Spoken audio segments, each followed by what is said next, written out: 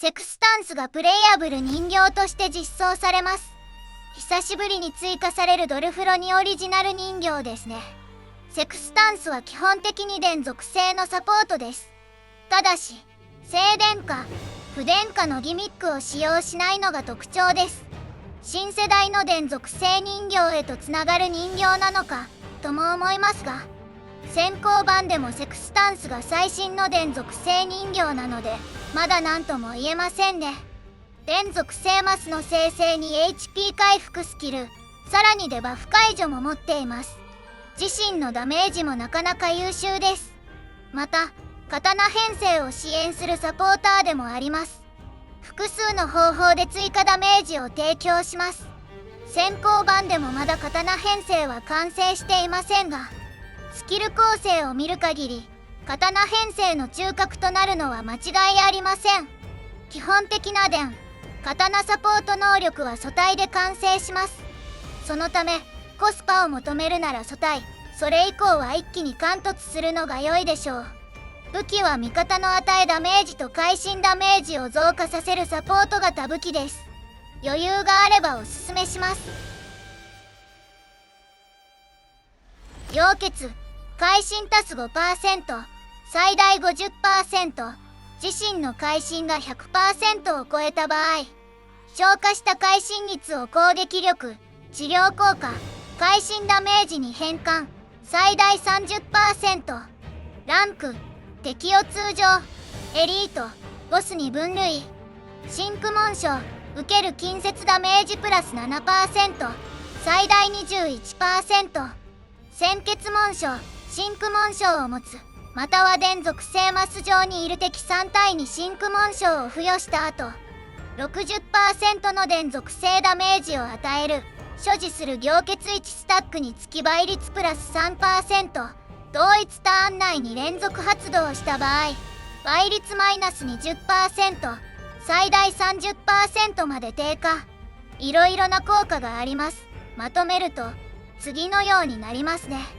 電属性人形の与えダメージを増加させ、凝結を蓄積して自身の会心を上げます。敵がエリートまたはボスならより早く会心率が上昇します。さらに味方の刀人形が攻撃すると反応して追加ダメージを与え、敵が受ける近接ダメージも増加させます。電属性に対しては比較的シンプルな与えダメージ増加を提供し、刀編成には追撃でダメージを補ってくれますね。チフン、特別な効果を持たないマーク。凝結の数に応じてダメージが増加する。倍率 90% の近接、電属性範囲ダメージです。範囲内の味方を攻撃力の 90% 分回復する効果もあります。貴重な回復手段ではありますが、範囲が微妙に狭いです。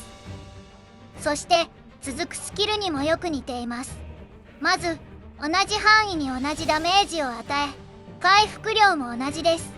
チフンの代わりに電マスを生成し、味方のデバフを解除します。さらに敵にチフンが付与されていた場合は追加ダメージを与え、マークを解除する点が異なります。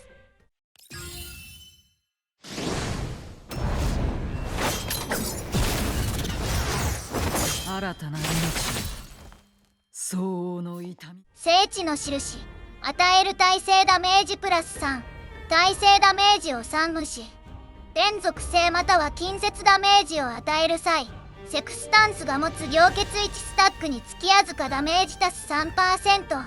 移動しながらダメージを与え、チフンも付与し、味方の与えダメージも増加させます。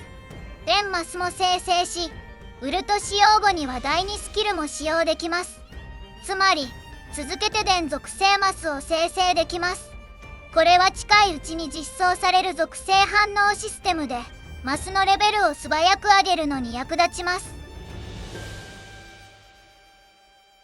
セットは近接強行、オプションは攻撃、会心ダメージです。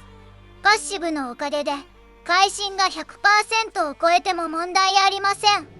キーは凝結を素早く蓄積するための2、01、防御力低下が必要なら2、03、扱いやすい403と603もあります。オリジナルキャラクターなので前作について話せることは特にありませんね。セクスタンスという名前は公開用具である六分岐または星座の六分岐座を意味します。そして第3世代人形の名前は全体的に宇宙をモチーフにしているのではないかという推測があります。ダーチュアは中国語で黒目と表記されるため黒目銀河、イグラは針という意味なので針銀河など第3世代人形にはまだ謎が多いですが、これから少しずつ物語が明かされていくことを期待しています。それにしてもセクスタンスは初期のボスだったのに今ではプレイヤブルとして登場するとは本当に色々と変わったことを実感しますね。エルモ号の美容技術とは